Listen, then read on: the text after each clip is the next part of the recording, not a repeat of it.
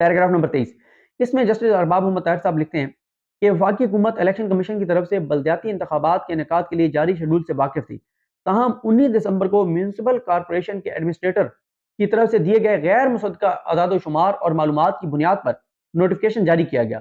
اس چیز کا بھی خیال نہیں رکھا گیا کہ 12 روز بعد انتخابات ہونے جا رہے ہیں۔ اس کے بعد انہوں نے لکھا ہے جج صاحب نے کہ وفاقی حکومت کے کنڈکٹ سے ظاہر ہوتا ہے کہ حکومت اس معاملے پر قانون کے خلاف جا رہی ہے۔ حقائق میں یہ بات دیکھی جا سکتی ہے کہ یونین کونسلز کی تعداد بڑھانے کے حوالے سے کوئی تسلی بخش جواب نہیں دیا گیا کہ کس بنیاد پر یونین کونسلز بڑھائی گئی ہیں، جس سے ظاہر ہوتا ہے کہ یونین کونسلز بڑھانے کی کوئی معقول وجہ نہیں ہے۔ بہت اہم بات۔ اس کے بعد جج صاحب پیراگراف نمبر 24 میں لکھتے ہیں کہ آئین کے آرٹیکل 219 کے تحت مقامی حکومت کے انتخابات کا انعقاد الیکشن کمیشن کی ذمہ داری ہے اور کوئی صوبہ الیکشن کمیشن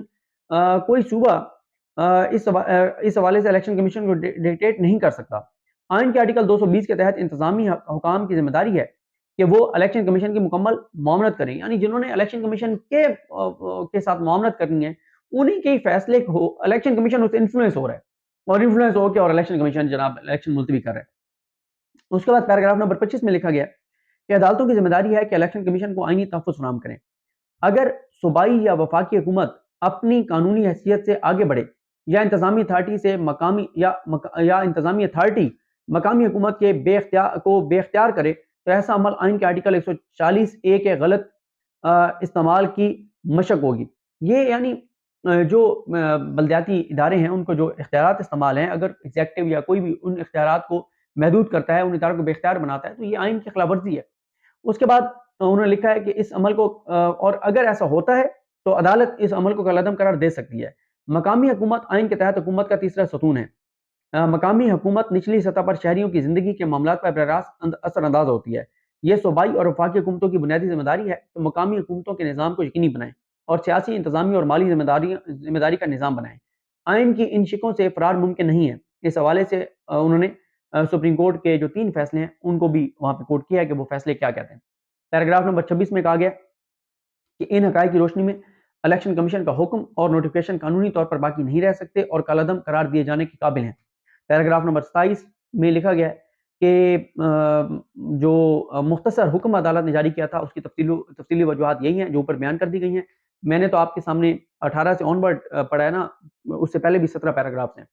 اس کے بعد انہوں نے جو اپنا مختصر حکم تھا اس دن جو انہوں نے جاری کیا تھا کہ یہ الیکشن کروائیں، وہ بھی انہوں نے اس میں ریپروڈیوس کیا ہے، اور ساتھ ہی جو تحریک انصاف کے رہنما علی نواز امان اور جو انہوں نے لکھا کہ تحریک انصاف کے علی نواز امان اور جماعت اسلامی پاکستان کے رہنما میاں محمد اسلم کی جانب سے دائر کی گئی درخواستیں منظور کی جاتی ہیں، جس کے نتیجے میں الیکشن کمیشن کی طرف سے 19 دسمبر اور 27 دسمبر 2022 کو جاری کیے گئے دونوں نوٹیفیکیشن کالعدم قرار دیے جاتے ہیں، اور عدالت نے قرار دیا ہے کہ الیکشن کمیشن کو ہدایت کی جاتی ہے کہ وفاقی دارالحکومت اسلام آباد میں مقامی حکومتوں کے انتخابات کے لیے پہلے سے جاری شیڈول کے مطابق کرائے جائیں، جس میں 31 دسمبر کو انتخابات کرانے کا کہا گیا تھا۔ اس کے بعد عدالت نے لکھا ہے کہ وفاقی حکومت کو ہدایت کی جاتی ہے کہ اسلام آباد میں بلدیاتی انتخابات کے لیے الیکشن کمیشن کو مکمل معاونت فراہم کریں، کیونکہ مقامی حکومتوں کے انتخابات الیکشن کمیشن کا آئینی مینڈیٹ ہے۔ یہ میں نے آپ کے سامنے وہ پیراگرافز رکھے۔ اب آپ کے سامنے صورتحال کہ عدالت کا حکم جو ہے وہ نہیں مانا گیا۔ جسٹس ارباب محمد طاہر جو ان کا فیصلہ ہے اس پر عمل درآمد نہیں ہوا۔ 31 دسمبر گزر چکی ہے اور عدالت کے فیصلے پر عمل درآمد نہیں ہوا۔ اور یہ جو آپ نے اس میں دیکھا کہ عدالت نے جس طرح سے لکھا ہے کہ ابھی مجوزہ قانون کو انہوں نے امپلیمنٹ کر دیا، الیکشن کمیشن نے، صدر نے اس کو دستخط نہیں کیا، اور کس طرح سے الیکشن کمیشن جو آئینی طور پر آزاد اور خود مختار ہے، حکومت نے ان کو سپورٹ دینی ہے، وہ حکومت کو ہی جو ہے وہ فیسیلیٹیٹ کر رہا ہے۔ بدقسمتی ہے، اور عمران خان کے جو خدشات ہیں وہ درست ثابت ہوئے۔ مجھے اپنی دعا میں یاد رکھیں۔ اللہ حافظ۔ بسم اللہ الرحمن الرحیم۔ السلام علیکم۔ جیسا کہ آپ جانتے ہیں کہ جسٹس ارباب محمد طاہر صاحب نے فیصلہ دیا اور کہا کہ 31 دسمبر کو بلدیاتی انتخابات کروائے جائیں، اور 31 دسمبر گزر چکی ہے لیکن بلدیاتی انتخابات نہیں کروائے گئے۔ ان کے فیصلے کے کچھ بہت اہم نکات ہیں، خاص طور پہ پیراگراف نمبر 23، 24 اور 25۔ ویسے تو 18 سے امپورٹنٹ ہیں لیکن 23، 24 اور 25 بہت اہم ہیں۔ ان میں کیا ہے وہ میں آپ کے سامنے رکھتا ہوں، اور پھر آپ کو اندازہ ہوگا۔ مجھے تو ان چیزوں کو پڑھ کے یہی اندازہ ہو رہا ہے کہ گٹھ جوڑ بے نقاب ہو گیا ہے الیکشن کمیشن آف پاکستان اور جو وفاقی حکومت ہے، جو نون لیگ ہے، جو پی ڈی ایم سرکار ہے، ان کا جو نیکسس ہے وہ بہرحال ایکسپوز ہوا ہے۔ لیکن یہ بھی آپ کو پہلے بتا دوں کہ جو یہ درخواستیں تھی کس کی، یہ علی نواز اعوان صاحب اور میاں محمد اسلم جو جماعت اسلامی کے ہیں، علی نواز اعوان تحریک انصاف کے اور میاں اسلم صاحب جماعت اسلامی کے۔ یہ بھی آپ کو بتا دوں کون کون پیش ہوا۔ اس میں جو علی نواز امان صاحب اور میاں اسلم صاحب کی طرف سے جو وکلا پیش ہوئے، ان میں سردار تیمور اسلم خان اور اسی طرح سے حسن جاوید اور مدثر عباس، یہ تینوں وکلا جو ہیں یہ ان دو کی طرف سے پیش ہوئے۔ اور اس کے علاوہ جو رسپونڈنٹس تھے اس میں اشتر اوصاف صاحب ہیں جو اٹارنی جنرل پاکستان ہیں، اور منور اقبال دگل صاحب additional attorney general of Pakistan ہیں، ارشد محمود صاحب ہیں، Arshad Mahmood Kiani deputy attorney general ہیں، اور عثمان گھمن صاحب ہیں اسسٹنٹ اٹارنی جنرل ہیں، خالد محمود دون صاحب ہیں اسسٹنٹ اٹارنی جنرل ہیں، اور ساتھ ہی جو جہانگیر جدون صاحب ہیں ایڈوکیٹ جنرل اسلام آباد، ظفر اقبال حسین اسپیشل سیکرٹری ہیں، اور محمد ارشد ہیں ڈی جی لاء، خرم شہزاد ایڈیشنل اے ڈی جی لاء ہیں، اور ساتھ محمد سیف اللہ ڈی جی ہیں، محمد وقاص ملک، اور ساتھ ہی بشرا رشید صاحبہ جو لاء آفیسر ہیں ای سی پی کی، وہ پیش ہوئے۔ اب آ جائیں جناب اس پر ارباب محمد طاہر صاحب نے جو فیصلہ لکھا، اس کا میں نے آپ کو عرض کیا ویسے تو یہ جو ہے وہ بڑا ایک 11 صفحات پہ تفصیلی ہے فیصلہ ہے، لیکن ہم پیراگراف نمبر 18 سے شروع کرتے ہیں کہ انہوں نے کیا چیزیں جو ہیں وہ لکھی ہیں۔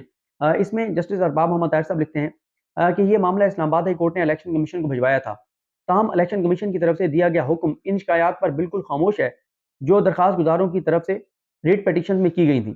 الیکشن کمیشن نے الیکشن ایکٹ 2015 میں تجویز کی گئی مجوزہ ترامیم پر انحصار کیا ہے۔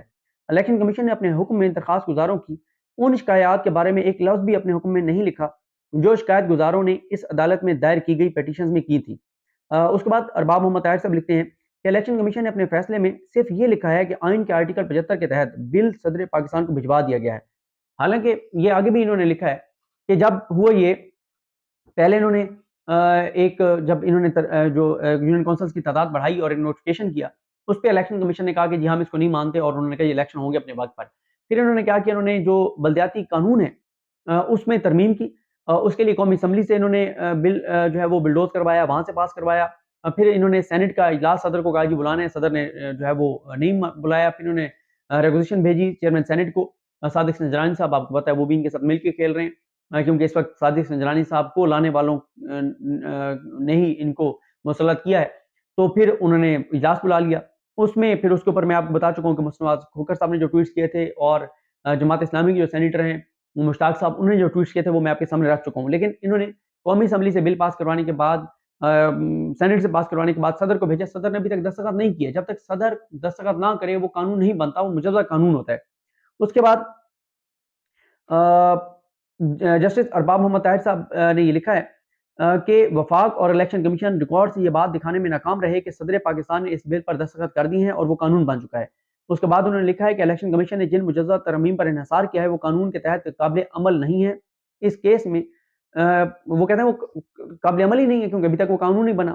اس کیس میں جو قانون آج موجود ہے اسی کا اطلاق ہر صورت ہونا ہے۔ الیکشن کمیشن اور وفاقی حکومت موجودہ قانون پر عمل درآمد کی پابند ہیں۔ اس کے بعد انہوں نے لکھا ہے کہ یہ طے شدہ قانون ہے، قانون کا اطلاق صدر کی منظوری کے بعد ہی ہو سکتا ہے۔ پیراگراف نمبر 19 میں وہ لکھتے ہیں کہ وفاقی حکومت کی طرف سے اسلام آباد کی یونین کونسل کی تعداد 101 سے بڑھا کر 125 کرنے کا فیصلہ سیکرٹری وزارت داخلہ کی طرف سے بھجوائی گئی سمری کی بنیاد پر کیا گیا، تاہم یہ سمری نہ تو کابینہ کے لیے تھی، نہ ہی 19 دسمبر کو جاری کیے گئے نوٹیفکیشن میں اس کی کوئی وجہ بتائی گئی ہے۔ یہ نوٹیفکیشن انتخابات کی تاریخ سے 12 دن پہلے جاری کیا گیا۔ نوٹیفکیشن میں صرف ایک وجہ بتائی گئی ہے کہ مردم شماری کو 5 سال گزر چکے ہیں اور اسلام آباد کی آبادی میں اضافہ ہو چکا ہے۔ اس کے بعد عدالت نے لکھا ہے کہ کوئی وضاحت نہیں کی گئی کہ کس ڈیٹا کی بنیاد پر یہ مداخلت کی جا رہی ہے، ابھی تک کوئی نئی مردم شماری بھی نہیں ہوئی۔ اس کے بعد انہوں نے فیصلے میں لکھا ہے کہ 101 یونین کونسلز کا نوٹیفکیشن بھی 2017 کی مردم شماری کی بنیاد پر جاری کیا گیا ہے۔ اس سے صاف ظاہر ہے کہ ریکارڈ پر ایسا کوئی مواد موجود نہیں اور نہ ہی حالات میں کوئی تبدیلی ہوئی ہے کہ الیکشن کمیشن 19 دسمبر کو جاری کیا گیا نوٹیفکیشن جاری کرے۔ اس کے بعد پیراگراف نمبر 20، اس میں اسلام آباد انہوں نے لکھا ہے کہ اسلام آباد کورٹ نے 23 دسمبر کو اپنے حکم میں درخواست گزاروں کی اپیلوں میں کی گئی تمام شکایات کا ازالہ کر دیا تھا۔ پیراگراف نمبر 21 میں لکھا گیا کہ انتخابات کے قریب پہنچ کر انتخابی شیڈول معطل اور یونین کونسل کی تعداد میں اضافے کا نوٹیفکیشن جاری کرنے کے خلاف یہ درخواستیں دائر کی گئی ہیں۔ پیراگراف نمبر 22 میں لکھا گیا ہے کہ الیکشن کمیشن نے انتخابات کا شیڈول 20 اکتوبر 2022 کو جاری کیا تھا، جس کے بعد الیکشن کمیشن نے انتخابات کا تمام عمل مکمل کر لیا تھا۔ کاغذات نامزدگی طلب کرنے، جمع کرانے، نامزد امیدواروں کی اشاعت، کاغذات کی جانچ پڑتال، اپیلوں کا اندراج اور ان پر آنے والے فیصلوں سمیت امیدواروں کی فہرستوں کی اشاعت بھی کی جا چکی ہے۔ حتیٰ کہ الیکشن شیڈول کے مطابق امیدواروں کو نشان الاٹ کرنے کا عمل بھی مکمل کر لیا گیا ہے۔ عدالت نے لکھا ہے کہ پہلے شیڈول کے مطابق پولنگ کی تاریخ 24 دسمبر 2022 تھی، لیکن 3 نومبر کو نوٹیفکیشن کے ذریعے نئی تاریخ 31 دسمبر 2022 طے کی گئی۔ پولنگ کے علاوہ تمام عمل مکمل کر لیا گیا تھا، صرف پولنگ ہونا باقی تھی، باقی تو تمام عمل مکمل تھا۔ اب آ جائیں جی جن 3 پیراگرافز کا میں نے آپ کو کہا بہت اہم ہے۔